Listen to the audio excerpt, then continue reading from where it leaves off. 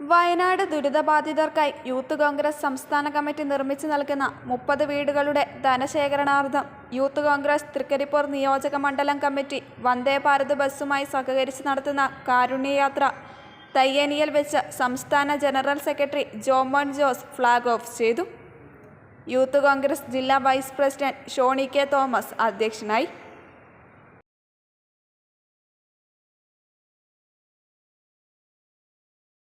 വയനാട് ദുരന്തം സംബന്ധിച്ച് വലിയൊരു വേദനയാണ്. ഒരു രാത്രിയിൽ കിടന്നുറങ്ങി രാവിലെ ആയപ്പോഴേക്കും അവിടെ വീട് കിടപ്പാടം നഷ്ടപ്പെട്ട് കുട്ടികൾ നഷ്ടപ്പെട്ട് വലിയ മാനസിക വലിയ ബുദ്ധിമുട്ടുകൾ അനേകായിരം ജനങ്ങൾ വയനാട്ടിലുണ്ട്. അവർക്ക് ആശ്വാസമായി അവർക്ക് നമ്മളാലാവുന്ന സഹായമായി 30 വീടുകൾ നിർമ്മിച്ച് നൽകാൻ വാഗ്ദാനം നൽകിയിരിക്കുകയാണ്. തീർച്ചയായിട്ടും നമുക്കറിയാം 30 വീടുകൾ സാധാരണ ഒരു 10 രൂപയുടെ വീട് നിർമ്മിച്ചാൽ പോലും നമുക്ക് 2.5 കോടിയോളം രൂപ ഓരോ വീടുകളുടെ